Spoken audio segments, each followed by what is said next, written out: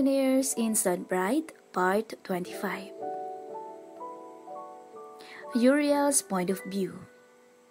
Kuyom-kuyom ko ang magkabilang kamay ko habang naglalakad ako papasok sa kwarto ko. Hindi ko alam kung bakit bigla na lang ako nairita. Papagsok kong itinapon ang sarili ko sa kama sabay buga ng hangin. Hindi mawala-wala sa isip ko yung nakita ko kanina. I can feel my blood boiling while recalling how Logan held her hand. But I couldn't find any valid reason for me to feel that way. Tama nga naman siya. I'm just paying Christine to act as my wife. Gumulong ako sa kama at muling bumuga ng hangin. Gusto ko sanang umidli para kahit papaano ay makapagpahinga ako. Pero hindi ako mapakali. Dahil palagi kong iniisip kung ano na ba ang posibleng ginagawa ni Logan at Christine after leaving them. Fuck! Inis kong sambit bago ako bumangon sa kama at lumabas sa kwarto. I need some salty breeze to calm my mind. Pagkarating ko sa deck ay mas lalo pa akong nainis. Nang ang unang makita ko ay sina Logan at Christine na magkaharap habang nakaupo sa magkabilang Cleopatra chair. They seem to be having a nice conversation because I can see how wide Logan's smile is while looking at her. Muli kong naikuyom ang kamay ko habang nakatingin sa kanilang dalawa. I want to push them out of the yacht. Looks like someone's jealous.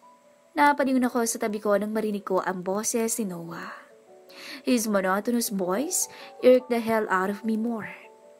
Parang gusto ko tuloy ibuntong sa kanya ang inis ko. The fuck are you talking about? Kumunot ang noo ko at halos magtagpo na ang mga kilay ko dahil iirita talaga ako sa sinabi niya. I am not jealous. I'm not referring to you. Mabilis niyang sagot bago siya sumandal sa railings ng yate. He took off his hat and let the wind blow his hair. But maybe I am. Dagdag niya bago tumingin sa akin. Are you falling for that girl, ha, Uriel? What the hell, Noah? Angil ko at masama siyang tinignan. Sa dami ng pwede mong sabihin. Yan talaga? Where did that even come from? There's no way I'll fall for her nor anyone else. Matigas kong sabi bago huminga ng malalim dahil nawawalan na ako ng kontrol sa emosyon ko. I was there when Logan confronted you. Pagtatapat niya bago siya tumingin sa malawak na karagatan. It seems like his feelings were genuine. Mukhang interesado talaga siya kay Christine.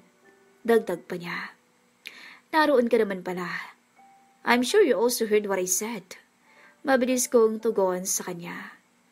So, I don't really know where all of this is coming from. But your face didn't look like it was okay for you. Anya bago siyang umisi sa akin. I'm pretty sure you felt this urge to say no to Logan. To tell him to get his hands off to your wife. I let out a laugh and shook my head. You know, I don't fold it easily, Noah. You know damn well that I hate women. Unless they her. The only woman I love. Sambit ko sa kanya bago rin napatingin sa karagatan. Nilanghap ko ang maalat na hangin na umahampas sa aking mukha. So drop the assumption. There is no way I'll fall for Christine. Uriel, we've known each other for the longest time. I now see you as my brother. Anya bago pinatong ang palad sa balikat ko. And I've heard you talk about that woman for countless of times already. Hindi ko na nga matandaan kung kailan ang unang beses na nabanggit mo sa akin. Sa amin, ang tungkol sa kanya. Dagdag niya bago siya tumingin sa akin nang may malungkot na mamata. I guess it's time for you to forget about your promise and move on.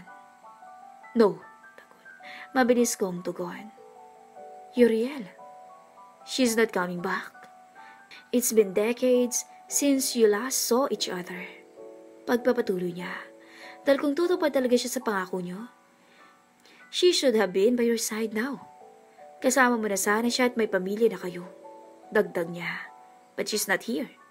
Hindi nga natin alam baka may boyfriend na siya ngayon. Noah. Mahinahan kong tawag sa pangalan niya. Pero alam kong alam niyang may pagbabanta na ang salitang yun. She'll come. Maghihintay ako.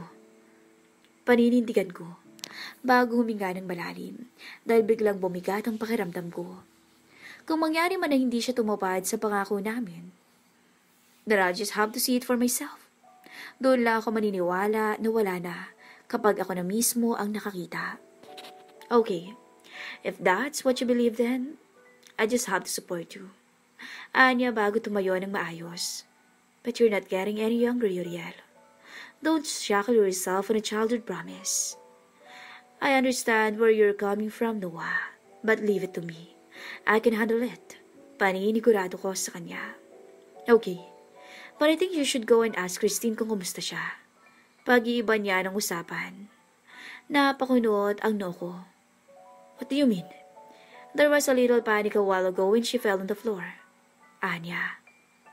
What happened to her? Mabilis kong tanong at napatingin sa gawin nila. Headache. Sobrang sakit daw ng ulo niya. For no reason. And hindi ko na pinatapos magsalita si Noah. I rushed my way to her and immediately grabbed her hand, even though she's still in the middle of talking to Logan. I didn't even wait for her to say anything. I pulled her up and dragged her somewhere. Why didn't you tell me you're not feeling well? Bungad ko sa kanya pagkabitaw ko sa kamay niya.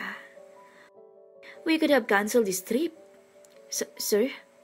Ano pong sinasabi niyo? Nakagat ko ang labi ko sa inis dahil nagmamaang-maangan pa siya. Noah told me you collapsed earlier.